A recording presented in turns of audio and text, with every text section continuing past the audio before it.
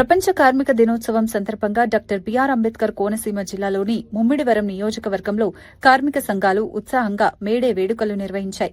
ఈ సందర్భంగా సిఐటియు ప్రతినిధులు మాట్లాడుతూ కార్మికులు గతంలో సాధించిన హక్కులను ప్రస్తుతం పాలకులు క్రమంగా తగ్గిస్తున్నారని చెప్పారు.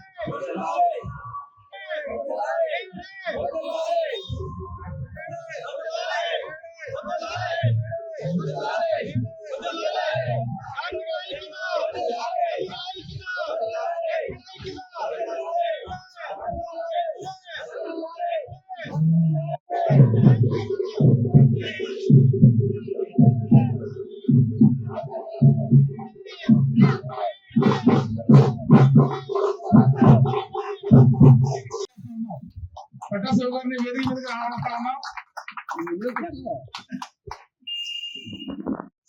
మహా ఉద్యోగమైనటువంటి ఉత్సాహపూరితమైనటువంటి వాతావరణంలో ఇక్కడ ఇచ్చేసినటువంటి బలమైన కార్మిక వర్గానికి ఇతరులందరికీ కూడా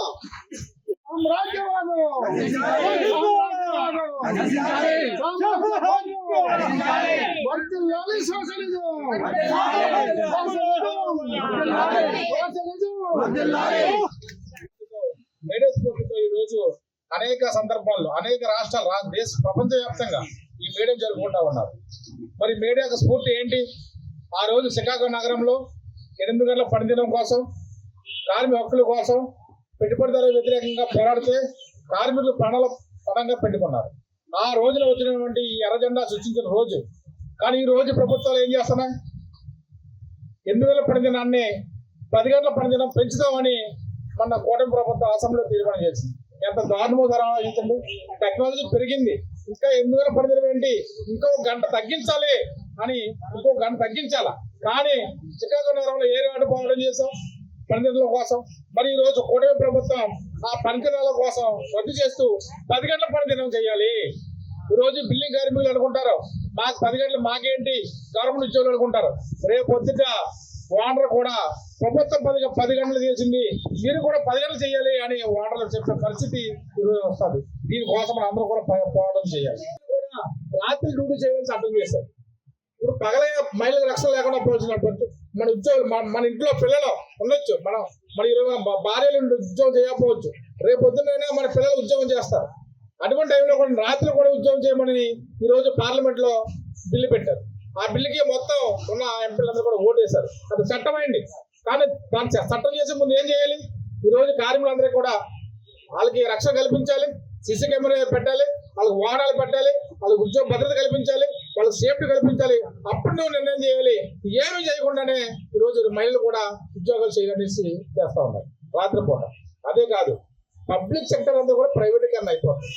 ఈరోజు తెలియజేస్తా ఉన్నాం, మేడే అనేది కేవలం మన ఊరి పండుగ మాత్రమే కాదు, మన రాష్ట్రమో మన దేశమో కాదు, ప్రపంచం అంతా కూడా ఎరుపెక్కిన రోజు, ఎరుపుతో కలలాడినటువంటి రోజు.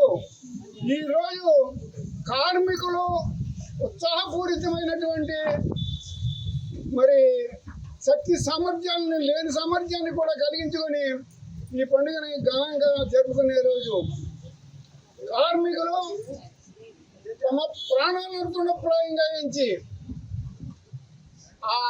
ఆ ప్రాణాలను ఆ కాల్పుల్లో జరిగినటువంటి మృత వీరుల యొక్క రక్తంలో తడిసినటువంటిది మన ఈ ఎర్ర జెండా. ఈ ఎర్రది చాలా తీరని ద్రోహంగా చేసింది. ఈ ద్రోహాన్ని మనం తట్టుకోవాలంటే పోరాటాలే మార్గం. మనం వెచ్చవెత్తుకుంటే హక్కులు రావు. మనం చెప్పే మాట కాదు ఇది, ఎంతో మంది పెద్దలు చెప్పిన మాట మనం దేహి అని అడిగితే ఏది కాదు. మనకున్న హక్కులు మనం పోరాడి సాధించుకోవాలి, లేదా లాక్కోవాలి.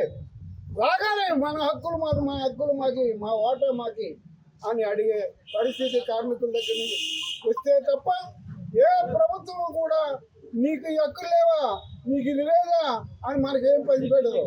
మనకి ఎంగిలి వెతుకులు విసిరి అనేక మంది కార్పొరేట్ శక్తులకి, భూస్వాములకి, పెట్టుబడిదారులకి, కార్పొరేట్ శక్తులకి మరి ప్రజాసొమ్మును దుర్వినియోగం చేసి వాళ్ళకి దారాదత్తం చేస్తున్నటువంటి ఈ ప్రభుత్వాలు కార్మికుల పట్టగొట్టి, కార్మికుల శ్రమ దోపిడీ చేసి, పనికి మించి పనికి తగిన వేతనం ఇవ్వకుండా, సమాన పనికి కనీసం సమాన వేతనం ఇవ్వకుండా చేస్తున్నటువంటి ఈ ప్రభుత్వాన్ని మనం అందరూ కలిసి ఏకతాటిపై నిలబడి మరి పోరాడవలసిన అవసరం ఎంతైనా ఉందని ఈ సందర్భంగా మీ అందరికీ మనం చేస్తాం.